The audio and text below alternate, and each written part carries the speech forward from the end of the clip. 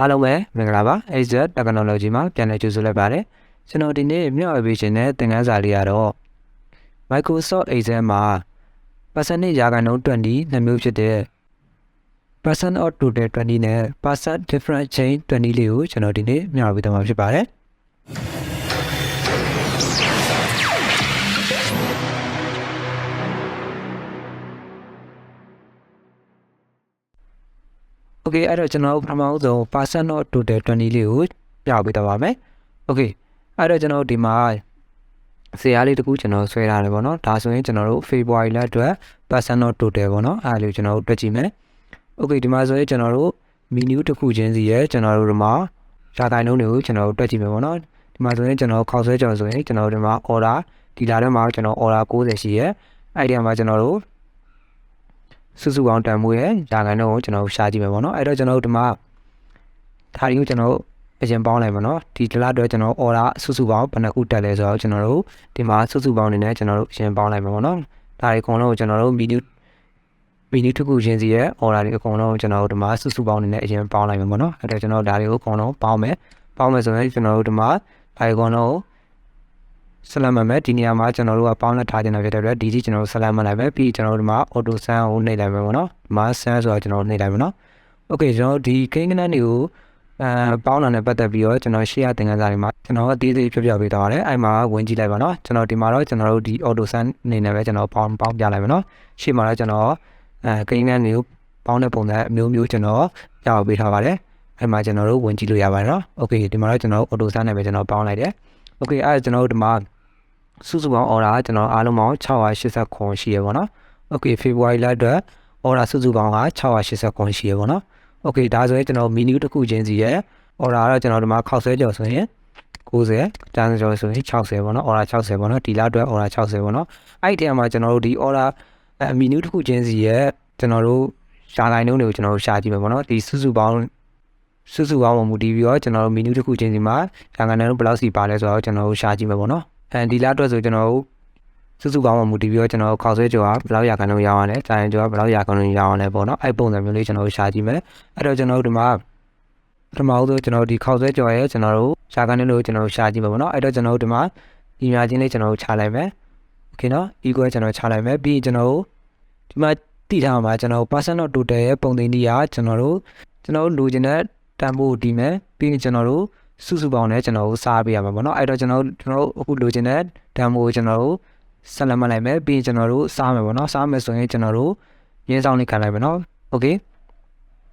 ပြီးရင်ကျွန်တော်တို့ဒါကျွန်တော်အစားတင်နေတာပေါ့နော်ကျွန်တော်ဒါလေးခံလိုက်မယ်ပြီးရင်ကျွန်တော်တို့ဒီမှာစုစုပေါင်းနဲ့ကျွန်တော်တို့စားပေးရမှာပေါ့နော်โอเคဒီမှာဆိုရင်ကျွန်တော်တို့ဒီမှာ total စုစုပေါင်းအကွက်လေးကိုကျွန်တော်တို့ကလစ်ထောက်လိုက်မယ်โอเคဒီမှာဆိုရင်ကျွန်တော်တို့ရပြီနော်အဲ့တော့မှကျွန်တော်တို့ဒီမှာ enter ကိုကျွန်တော်နှိပ်လိုက်မယ်โอเคအဲ့ဒီကျွန်တော်တို့ဒီမှာဒီခောက်ဆွဲကြော်ကကျွန်တော်တို့စုစုပေါင်းပေါ်မူတည်ပြီးတော့ကျွန်တော်တို့သူ့ရဲ့ percent of total က73ရာခိုင်နှုန်းရှိရပါတော့။အဲဒါကျွန်တော်တို့ဒီလအတွက်ခောက်ဆွဲကြော်ကကျွန်တော်တို့စုစုပေါင်းပေါ်မူတည်ပြီးတော့73ရာခိုင်နှုန်းကျွန်တော်တို့ရောင်းချရတယ်ပေါ့နော်။ Okay ။အဲဆိုရင်ကျွန်တော်တို့ဒီအောက်ကအားတွေကိုကျွန်တော်တို့ဒီတိုင်းကျွန်တော်တို့တစ်ခုချင်းမတွက်တော့ဘဲနဲ့ကျွန်တော်တို့ဒီတိုင်း series ဆွဲချမယ်ပေါ့နော်။အဲ့တော့ကျွန်တော်တို့ဒီမှာဆွဲချကြည့်လိုက်မယ်။ Okay series ဆွဲချမယ်ဆိုကျွန်တော်ဒီလိုမျိုးတွေပေါ်နေပါတော့ကျွန်တော်ဆွဲချလို့မရဘူး။ Okay အဲ့မျိုးဆိုကျွန်တော်တို့ဘယ်လိုလုပ်မလဲပေါ့နော်ကျွန်တော်ဒါလေးအကုန်လုံးပြန်ဖြတ်လိုက်မယ်โอเคเนาะကျွန်တော်တို့ဒီတိုင်းပုံပြီးတွက်မယ်ဆိုရင်ကျွန်တော်တို့ဒီမှာ face series ကျွန်တော်တို့ဆွဲချလို့မရဘူးโอเคเนาะအဲဆိုကျွန်တော်ဒီမှာတစ်ခုချင်းလိုက်တွက်နေရမှာပေါ့เนาะအဲ့တော့ကျွန်တော်တို့ face series ဆွဲချလို့ရအောင်ကျွန်တော်တို့ဘယ်လိုတွက်မလဲဆိုတော့ကျွန်တော်ဒါလေးကိုကျွန်တော်ပြန်ဖြတ်လိုက်မယ်โอเคเนาะပြီးရင်ကျွန်တော်တို့ဒီနေရာမှာ equal ကိုကျွန်တော်ပြန်နှိပ်လိုက်မယ်ဒီမှာချင်းနှိပ်လိုက်မယ်เนาะပြီးတော့ကျွန်တော်တို့ကပုံသင်နည်းဖြစ်တဲ့ကျွန်တော်တို့ဒီမှာမူလတန်ဖိုးတီးမယ်ပြီးရင်ကျွန်တော်တို့ total amount နဲ့ကျွန်တော်တို့စားမယ်ပေါ့နော်အဲ့တော့ကျွန်တော်မူလတန်ဖိုးကိုကလစ်ထောက်လိုက်မယ်ပြီးရင်ကျွန်တော်တို့ဘိုင်ခံလိုက်မယ်ပြီးရင်ကျွန်တော်တို့ total amount ကိုကလစ်ထောက်လိုက်မယ် okay အဲ့ကျွန်တော်ဒီမှာ total amount လေးပေါ်လာပြီပေါ့နော် okay အဲ့တော့ကျွန်တော်တို့ဒီမှာကျွန်တော်တို့က free series ဆွဲချမယ်ဆိုရင်ကျွန်တော်တို့ဒီမှာပထမဆုံးကျွန်တော်ဒီကွက်က C3 ပေါ့နော်okay မူလတန်ဖိုးရဲ့အကွက်က C3 ကျွန်တော်ဒီအောက်ကိုဆက်သွားမယ်ဆိုရင်ဒီကြာစံကျော်ရဲ့အကွက်က C4 ဖြစ်သွားမယ်ပေါ့နော်ဒီအောက်ဆက်သွားနိုင်မယ်ဆိုကျွန်တော်ထမင်းကျော်က C5 เนาะဒီမှာဆိုရင် C6 C7 ကျွန်တော်ဒါမျိုးအစင်လိုက်ကျွန်တော်တို့ PCD ဆွဲချအောင်ပါပေါ့နော်ဒါပေမဲ့ကျွန်တော်တို့ကဒီအနောက်ကကျွန်တော်တို့ဒီ total ရဲ့ အကွက်ကကြတော့ကျွန်တော်တို့ဒီမှာ C30 ပဲကျွန်တော်ဖြစ်နေမှာပေါ့နော် C73 ပေါ့နော် okay ဒါပဲဖြစ်နေမှာဖြစ်တဲ့အတွက်ကျွန်တော်တို့က face series ဆွဲချလိုက်မယ်ဆိုရင်ကျွန်တော်တို့ဒီကကျွန်တော်တို့က live ပြောင်းအောင်ပေါ့နော်အဲ့တော့ကျွန်တော်တို့ဒါလေးကိုကျွန်တော် live မပြောင်းအောင်လို့ကျွန်တော်တို့ကလောချထားဖို့လိုပဲပေါ့နော်ကျွန်တော်တို့ကဒီအကုန်ဒီတန်ဖိုးတွေအကုန်လုံးကိုကျွန်တော်တို့ဒီစုစုပေါင်းနဲ့ပဲစားရမှာဖြစ်တဲ့အတွက်ကျွန်တော်တို့ကဒီစုစုပေါင်းတန်ဖိုးကွက်လေးကိုကျွန်တော်တို့လောချထားဖို့လိုပဲပေါ့နော်အဲ့တော့ကျွန်တော်တို့ဒါလေးကိုလောချဖို့အတွက်ကျွန်တော်တို့ keyboard က F4 ကိုကျွန်တော်တို့နှိပ်ပေးရမှာပေါ့နော်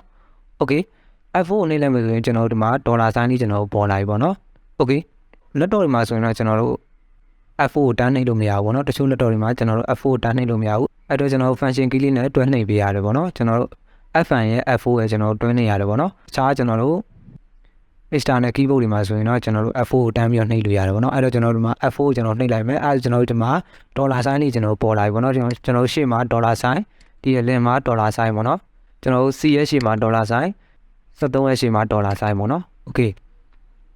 ကျွန်တော်ဒါမျိုးကျွန်တော်ဒေါ်လာဆိုင်းလေးပေါ်လာပြီအဲ့ဒါဆိုကျွန်တော်ဒါလေးကိုလောချလိုက်တာပေါ့နော်ကျွန်တော်ဒီ total ကွက်လေးကိုလောချလိုက်တာအဲ့တော့မှကျွန်တော်တို့ပြီးရင်ကျွန်တော်တို့ enter ကိုနှိပ်လိုက်မယ်โอเคအဲ့ကျွန်တော်တို့မှာ73ရာခိုင်နှုန်းကျွန်တော်တို့ရောင်းချရတယ်ပေါ့နော်โอเคပြီးသွားရင်ကျွန်တော်တို့ကဒီအောက်ကဟာတွေကိုကျွန်တော်တို့ CD ဆွဲချမယ်ပေါ့နော်ကျွန်တော်တို့ဒီဇိုင်းတစ်ခုချင်းလိုက်ပြီးတော့လည်းကျွန်တော်တို့ face CD ဆွဲချမယ်အဲ့တော့ကျွန်တော်တို့ဒီတောင်းကနေ30နိုင်ကျွန်တော်တို့အောက်ထိဆွဲချလိုက်မယ်โอเคအဲ့ဒါကျွန်တော်ဒီမှာကြည့်လိုက်ပါကျွန်တော်တို့တစ်ခုချင်းလိုက်တက်စရာမလိုဘူးနော်ကျွန်တော်တို့ဒီမှာ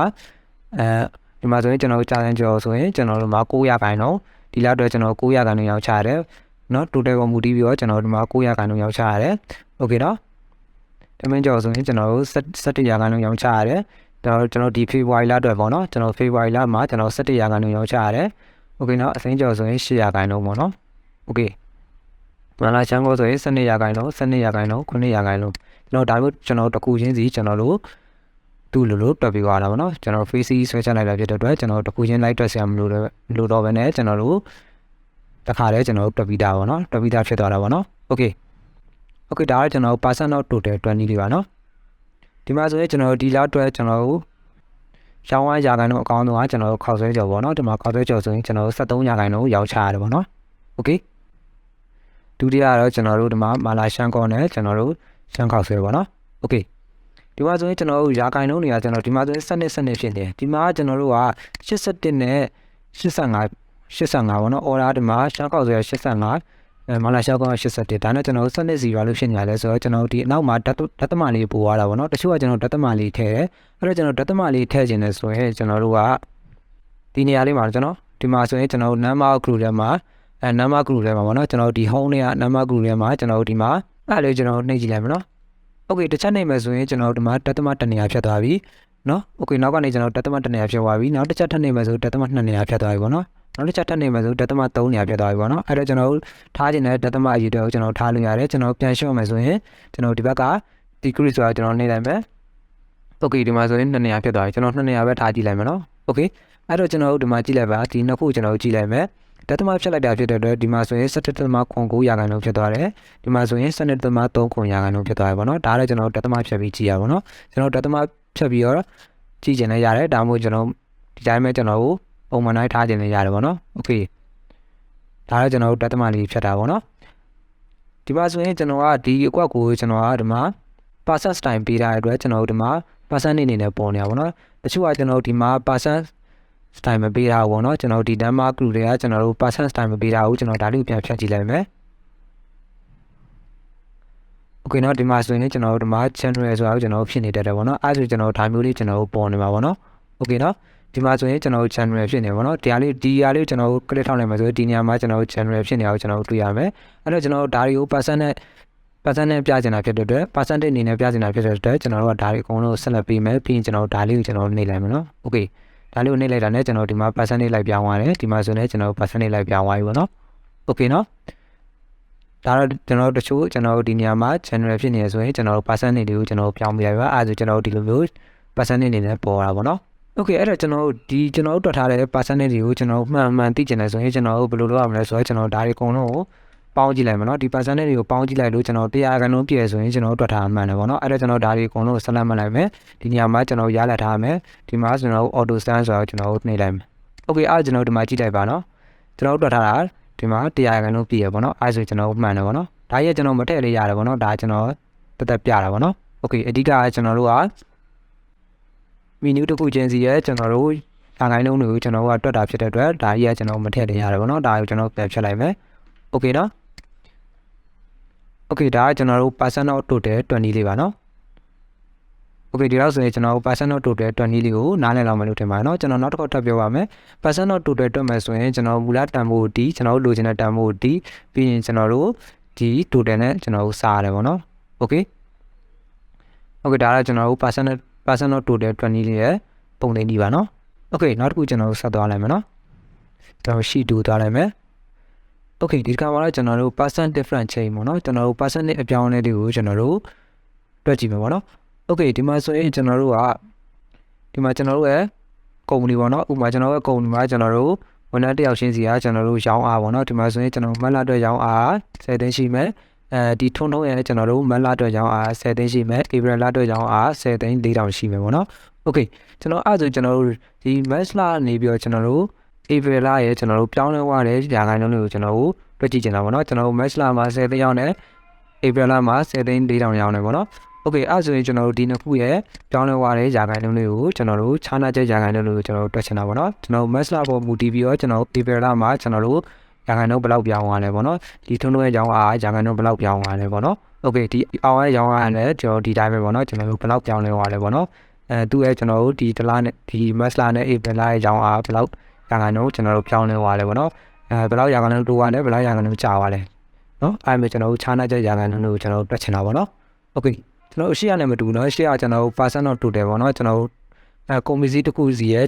total ကိုမူတည်ပြီးတော့ကျွန်တော်တို့ရာခိုင်နှုန်း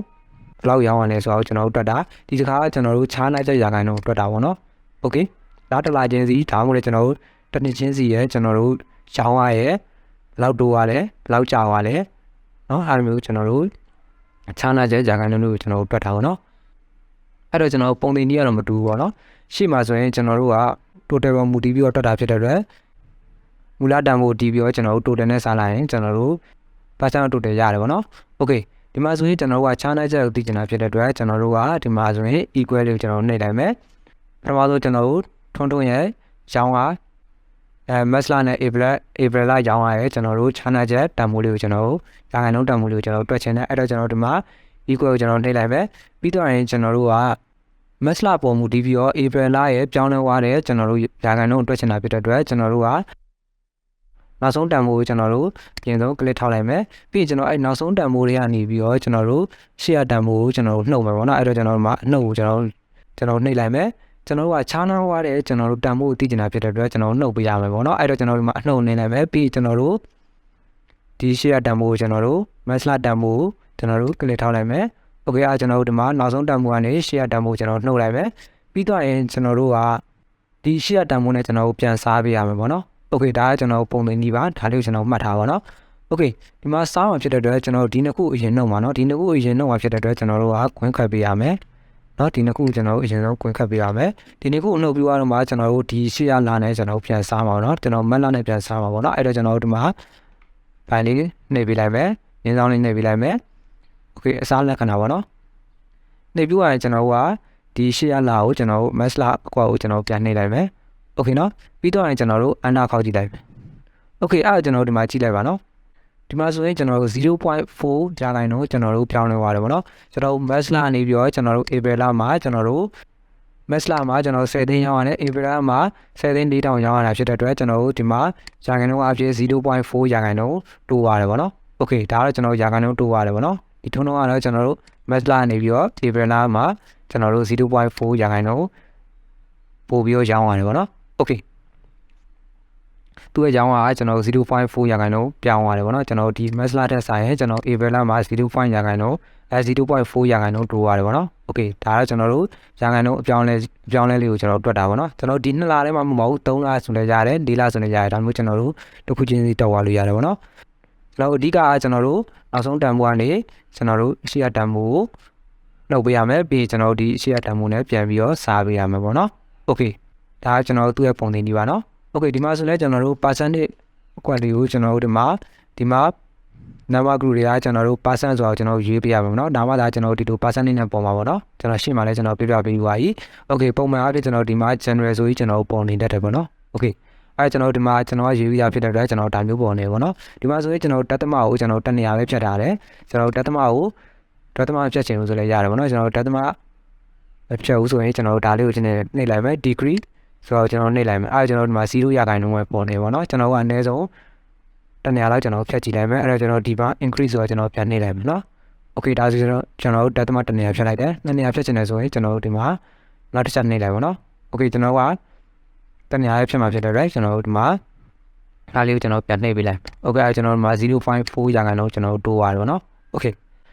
နောက်တစ်ခုကျွန်တော်အောင်လဲကျွန်တော်ဒီနေ့တိုင်းပဲကျွန်တော်တွက်လို့ရတယ်ပေါ့နော်ကျွန်တော်ကရှေ့မှာကျွန်တော်တွက်ပြီးသွားဖြစ်တဲ့အတွက်ကျွန်တော်ဒါတွေကိုထပ်ပြီးတော့တစ်ခုချင်းတွက်စရာမလိုတော့ဘူးကျွန်တော်ဒီမှာ VC လေးကျွန်တော်ဆွဲချလိုက်တာနဲ့ရတယ်ပေါ့နော်ကျွန်တော်ဒါလေးကို click ထောက်လိုက်မယ်ပြီးရင်ကျွန်တော်ဒီဘက်တောင်းနေရနေ